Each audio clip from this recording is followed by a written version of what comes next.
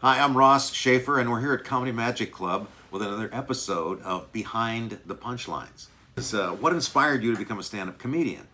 I always wanted my father's approval, and we went to see the comedian Victor Borga one night, and my father was on the floor the entire time, and I'm watching him and thinking, okay, I would like to get that kind of approval. And from that point, I just started listening more to jokes. All right. What's the favorite joke you've ever written? All right. Because I grew up in the Pacific Northwest, the rugged timberlands, I said, when the Texas Chainsaw Massacre movie came out, we weren't afraid. We saw that and said, oh, can you believe they're using a McCulloch 210? And somehow that juxtaposition and using my Pacific Northwest roots worked. Oh, what's the best piece of advice I've ever gotten in my career? It came from Jay Leno. I met Jay early on. We've known each other almost 40 years, maybe a little over 40 years. And he said, whatever you're going to do, stay clean and you work anywhere. And thanks to that advice, I have worked all over the world, and it's been clean and hired from anybody that ever wanted any kind of entertainment. Just didn't offend anybody. Oh, do you prefer performing smaller, intimate venues or larger arenas? I love them all. It's just a different thing. When you're intimate, you can make it sound like a conversation in a living room.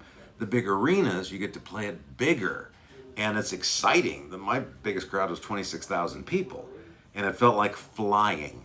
If you weren't a comedian, what career do you think you would have had? Well, actually, I did have a career prior to getting into stand-up. I would buy and sell companies out of bankruptcy, and I was doing this from the time I was 20 through 31. And it was something I just was very interested in business, and I could make a living, and so I had to take a cut in pay when I started doing stand-up comedy. Who's the funniest person you ever met, and why? A guy named Richard Jenny. Rich Jenny was such a clever writer and comedian. He did voices, and he would captivate every crowd he went before. And it was a marvel. He could do 20 minutes on a needle and thread. Unfortunately, he's no longer with us, but he was a marvel to watch. What's the one misconception people have about stand-up comedy? That it's easy. It is really difficult. Oh my gosh, just the structure of a joke and how many jokes you have to have 10 minutes or 20 minutes. And it takes years for people to get up to an hour. It's extraordinarily difficult. And I have two sons. I encourage them not to go into it just because it's such a hard road. But there's nothing more fun than making strangers laugh. And if you can do it, it's got to be one of the best professions ever. I have a Jay Leno story. Because Jay and I have been friends for so long, we were working at Harrah's in Reno. And during the day, we'd go to the car museum, or he would shop for Mavis and find some jewelry or something. And one day, we're out doing that, and he looks at his watch and says, oh my God, I gotta get back to the hotel. I've got an interview with a reporter. And I go, okay, well, let's go. And he said, you can be there. So we rush back to the hotel, then wait for this reporter to show up, and I don't know, 10 minutes go by. And then there's a knock at the door, and he opens the door and he goes, hi, Randy Jenkins? And I hear, yeah, I'm Randy Jenkins. And it's an 8th grader. He's got to be 11 or 12 years old. And Jay says, well, come on in here. And this is the interview with junior high school students, his newspaper, his little junior high school newspaper. And Jay's answering him, and he's paying attention, and he's giving this kid encouragement. And the kid leaves, and I go, Jay, why did you grant an interview to a 12-year-old? And he goes, I will talk to anybody. Anybody who's interested in journalism at 12 could end up working at Time magazine or People magazine. He said, I'd like to get friendly with them when they're this age. And I've never forgotten that. I thought that kind of humility and intent was pure, and that's the kind of guy he is. That's the character Jay Leno has. What's the strangest place you've ever performed comedy?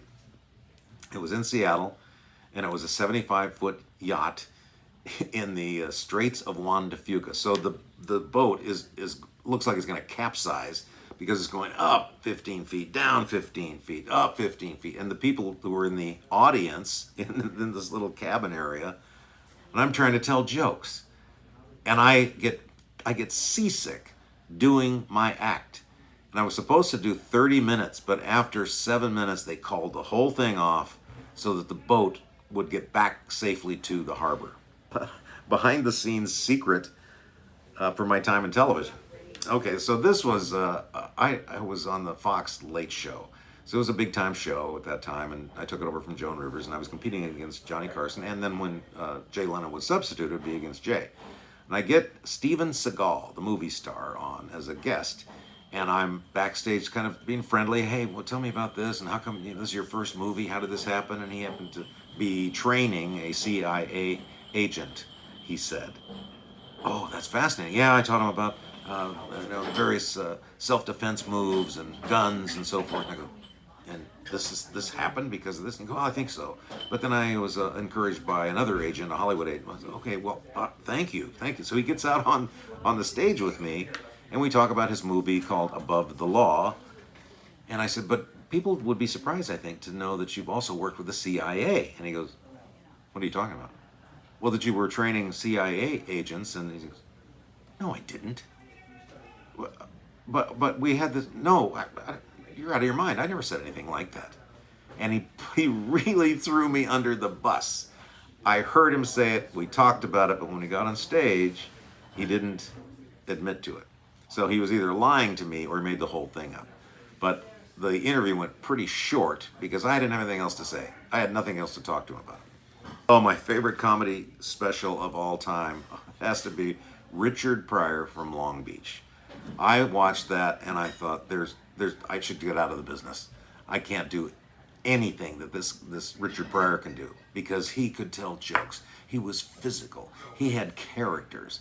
He had audience rapport. He had all the skills, all the tools, and I laughed. I probably watch it 2 times a year because I feel so strongly about how good he was. Tragic figure in his personal life, but largely considered maybe the greatest comedian of all time. Question. What's harder, writing jokes or writing things that you want to maybe motivate somebody to be more successful? I think the jokes are harder because the jokes there has to be a destination, there has to be a story, and then there has to be a right turn, a surprise at the ending that would encourage people to laugh.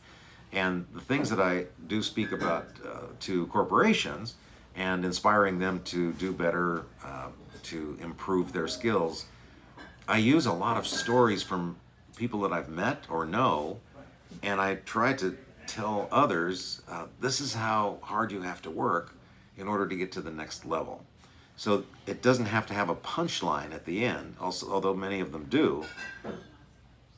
I would say that the real life inspiration of other people does move the needle with people. It does help them improve their personal lives and their personal growth. But writing jokes never gets easier. It is just a very difficult profession in that regard, especially when you have to get these laughs that exist for 3 seconds and you're trying to get 5 or 6 of those jokes in a minute. It's a laborious process. How did I get started at the Comedy and Magic Club? I apparently impressed this comedy act called Mac and Jamie, and they worked with me in Seattle, and then they worked with me in Portland, Oregon, and they said, you got to come to California. You're going to have to get. I don't even know where to go in California. And, well, that's where the comedy is. That's where the producers are. And they said, well, come with us. We'll take you to the Ice House, and we'll take you to the world famous Comedy Magic Club. I go, okay, I don't know where those are. I don't know how to do it. But they introduced me to Mike Lacey, who had this club, and it has been the best thing that ever happened to me. The producers who hired me for television shows saw me here. The comedians that I consider my friends, I met here. The stage and the audience is really, it's a consolidation of what America looks like. When you come to this club, you're going to get all ages, all ethnicities, people who understand and watch a lot of television, I think. And I think that's why Jay is here every week, because he understands that too, that this is Americana. It's heralded throughout the world, frankly. I've been all over the world entertaining, and they'll say, what's that magic club like? I said, the Comedy Magic Club? Yeah, what's that like? Because we always hear great things.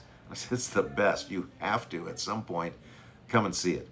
And then if you can, get on with one of the 10 comics nights and see how you do, because this, if you can get a laugh here, you can get a laugh anywhere. It's such an honor to have you back here in our green room. Thank you so much, Mr. Shafer.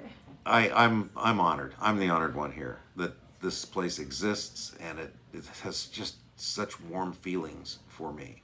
So thank you for letting me contribute some to the episodes.